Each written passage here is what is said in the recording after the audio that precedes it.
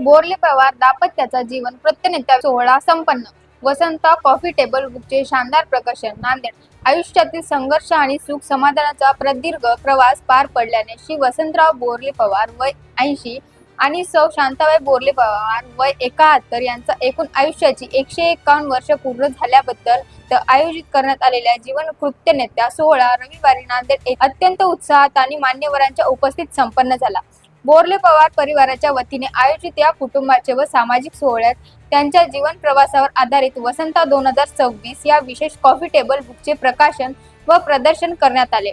हा दिमाखदार सोहळा रविवारी दिनांक 17 मे 2026 रोजी सायंकाळी 5 ते 8 या वेळेस कवठा नांदेड येथील हॉटेल आकृती येथे पार पडला. या सोहळ्याला राजकीय, सामाजिक आणि सांस्कृतिक क्षेत्रातील अनेक दिग्गज नेत्यांनी प्रमुख पाहुणे म्हणून उपस्थिती लावली. बोरले पवार दाम्पत्याच्या दीर्घायुष्यासाठी शुभेच्छा दिल्या. कार्यक्रमाचे मुख्य आकर्षण ठरलेल्या वसंत 2026 या कॉफी टेबल बुकचे प्रकाशन मान्यवरांच्या हस्ते करण्यात आले. वसंत आणि शांताबाई यांच्या आयुष्यातील 151 वर्षाचा खडतर कष्टाचा आणि तितकाच समाधानाचा प्रवास, त्यांचे कौटुंबिक, ऋणानुबंध आणि समाजकार्य या पुस्तकाचा व प्रदर्शनाच्या माध्यमातून लोकांसमोर आणल्या गेले. उपस्थित मान्यवरांनी बोरले पवार दाम्पत्याच्या जीवन प्रवासाचे कौतुक करत हा सोहळा इतरांसाठी प्रेरणादायी असल्याचे सांगितले.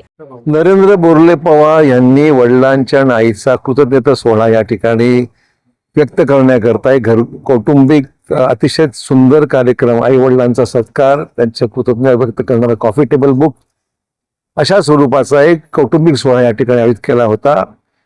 नरेंद्रची आणि माझी ओळख अनेक वर्षाची आहे. जवळपास 30 वर्षापेक्षा जास्त कार्यकाळ मी त्यांना ओळखतोय आणि एक उत्कृष्ट कलावंत म्हणून, एक चांगला आर्टिस्ट म्हणून ते आज त्यांनी नावलौकिक कमावलं आहे स्वतःच्या मेहनतीने आणि कर्तृत्वाने. ते आज महाराष्ट्र म्हणजे नांदेडमध्येच नव्हे, मुंबई त्यांनी गाठली आणि मुंबईपासून थेट आता दिल्लीपर्यंतची कर्तृत्वाची छाप त्यांनी पाडलेली आहे. त्यामुळे त्यांचा आईवडिलांचा गौरव, त्यांनी जीवनामध्ये यश जे मिळालं ते आपल्या आईवडिलांच्या आशीर्वादामुळे आम्हाला मिळू शकलं, हे त्यांनी आज या सोहळ्यातून व्यक्त केलेलं आहे. त्यांच्या आईवडिलांचे आशीर्वाद त्यांना लाभलेले आहेत. आमचे त्यांना शुभेच्छा आहेत आणि त्यांचं काम असं चांगलं त्यांनी करावं आणि मनापासून मराठवाड्याचं नाव लौकिक देशात त्यांनी कमवावं अशा प्रकारचे मी शुभेच्छा या निमित्ताने देतो. माझे मित्र, प्रख्यात चित्रकार, शिल्पकार श्री नरेंद्र बोरले पवार यांचे वडील आदरणीय गुरुजी वसंतराव आणि आई शांताई यांचा जीवन गौरव सोहळा आज आयोजित करण्यात आलेला होता. मनापासून त्यांना शुभेच्छा देतो. त्यांच्या नावातच वसंत आहे. ज्यांनी हजारोंच्या जीवनामध्ये, गुरुजी असल्यामुळे विद्यार्थ्यांच्या जीवनामध्ये नवीन पालवी फुलवली, नवीन दिशा दिली आणि त्यांचे अनेक विद्यार्थी विविध क्षेत्रामध्ये काम करतायत. आई तुळजाभवानी त्यांना उदंड आणि निरोगी आयुष्य देवो, त्यांच्या हातून समाजाची सेवा घडो, त्याच माझ्यावरती शुभेच्छा. आदरणीय वसंतराव बोरले पवार सर आणि आदरणीय शांताबाई काकू यांच्या सहस्त्र चंद्रदर्शन सोहळ्याच्या निमित्ताने एक कृतज्ञता सोहळा म्हणून बोरले पवार परिवाराने या ठिकाणी आयोजित केलेला होता. सरांना 80 वर्ष आणि काकूला 71 वर्षाचं वय झालं. या निमित्तानं बोरले पवार परिवाराने जो कार्यक्रम आयोजित केला तो अप्रतिम कार्यक्रम. मी स्वतःला भाग्यवान समजतो की सरांच्या सहस्त्रदर्शन चंद्र सोहळ्याच्या निमित्तानं मला उपस्थित राहता आलं. खरं तर सरांची पूर्ण सेवा ही माझ्या मतदारसंघामध्ये झाली. मी जरी त्यांचा विद्यार्थी नसलो तर कदाचित त्यांचे आणि माझ्या वडिलांचे संबंध, कारण माझे वडील 1962 ते 72च्या काळात जिल्हा परिषदचे सदस्य होते, परंतु माझा त्यांचा अनेक वेळेस संबंध आला की मी 92 पासून सरांची सेवा समाप्त होईपर्यंत सभापती होतो, 2004 पर्यंत. आणि नांदेडचे तिन्ही म्हणजे सरांचे तिन्ही विद्यार्थी मुलं एक नामवंत त्यांनी कमवलेलं आहे. डॉक्टर नरेंद्र यांनी तर नरेंद्र मोदी साहेबापासून सगळ्याचे कॉफी टेबल बुक तयार केले. एक अतिशय अभिमानाची गोष्ट आहे. अशा सोहळ्याला मला उपस्थित राहताना मी स्वतःला भाग्यवान समजतो. सरांची शताब्दी व्हावी आणि सरांच्या शताब्दीला मला उपस्थित राहता यावं अशा पद्धतीची अपेक्षा आणि इच्छा परमेश्वराकडे व्यक्त करतो. सर, आम्हाला वसंतराव गुरुजी ज्यावेळेस आम्हाला शिकवायला होते कापशीला, त्यावेळेस आम्ही 4थीच्या शाळेत असो आणि त्यांनी रात्रंदिवस हे शिक्षणाचं काम एवढं चांगलं केलं की आम्ही रस्त्याला फिरत असताना सुद्धा त्यांनी म्हणा अभ्यास करा, शाळेत जा. आणि त्यांनी शाळा सुटल्याच्या नंतर सुद्धा जिथं आम्हाला भेटलं तिथं चांगलं मार्गदर्शन करायचं. कारण ते एवढे चांगले माणसं आहेत वसंतराव गुरुजी, शांताबाई, आणि फार कष्ट त्यांनी घेतले आमच्या कापशीसाठी.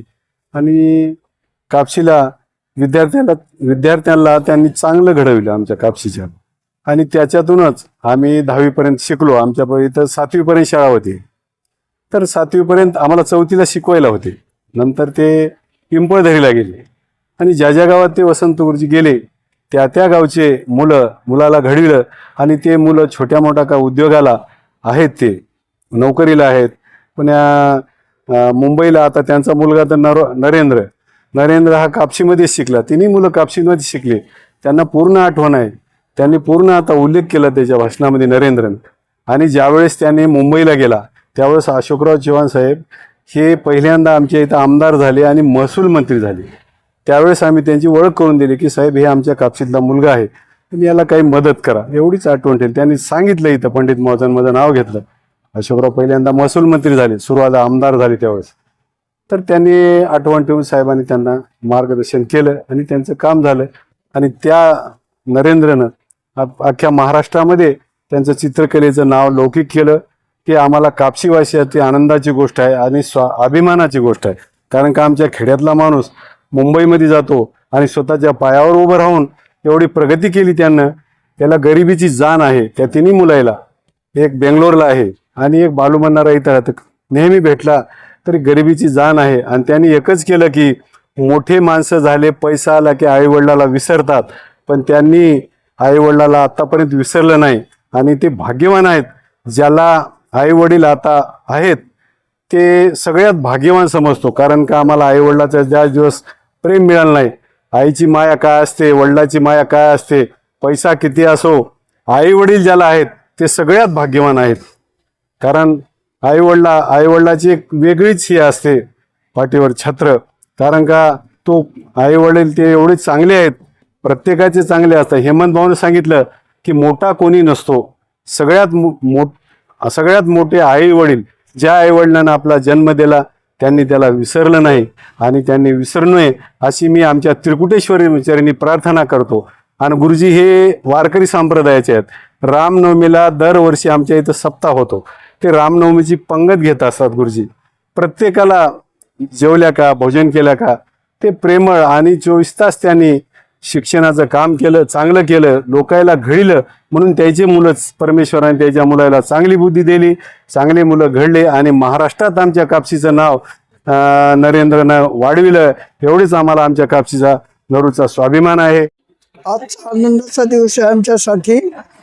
आणि माझ्या तिन्ही मुलांनी या कार्यक्रमाला खूप मेहनत घेतली आणि सर्व मित्र, आप्तेष्ट, नातलग सगळे कार्यक्रमाला उपस्थित राहिले म्हणून सर्वांचा मी आभारी. येऊन आपल्या हे घेतली त्याच्याबद्दल तुमचं धन्यवाद.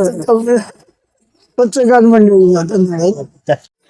मी खूप आनंदानं भारावून गेले. मला काय बोलावं हे पण समजत नाही. मी इथं आलेल्या सर्व मंडळीचे मी आभार मानते.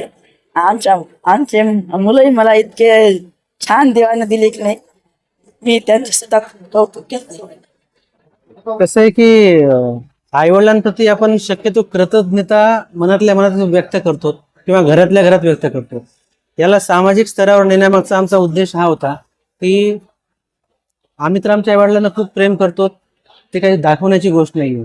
परंतु याच्यातून कुठेतरी त्यांचं जे स्ट्रगल आहे, त्यांचा जो संघर्ष आहे तो कायमस्वरूपी मनात जिवंत राहावा. आमच्या तर राहावाच, पण आमच्यासोबत आमच्या आयुष्याचे जे लोक भाग आहेत त्यांच्या पण मनामध्ये यांनी कुठेतरी छोटीशी जागा घ्यावी, आमचा एक छोटासा उद्देश होता. त्यांच्या आयुष्याचा संपूर्ण संघर्ष, त्यांनी व्यक्त केलेलं, त्यांनी जगलेलं सुख आणि त्यानंतर त्यांचं समाधानाचं आयुष्य, हे तिन्ही गोष्टी आम्ही तर प्रदर्शनाच्या रूपात मांडलेल्या आहेत. आणि सर्व आप्तेष्टांनी, सर्व मित्रपरिवारांनी, आमचे जे गावचे लोक आहेत, कापशी बुजुर्ग, पिंपळदरी या भागातील लोकांनी ते येऊन सर्वांना जे प्रेम व्यक्त केलेलं आहे, प्रेम दाखवलेलं आहे, त्यामुळं सगळेच भारावून गेलो होतो आणि खूप छान असं वातावरण एक निर्मित झालेले आहे.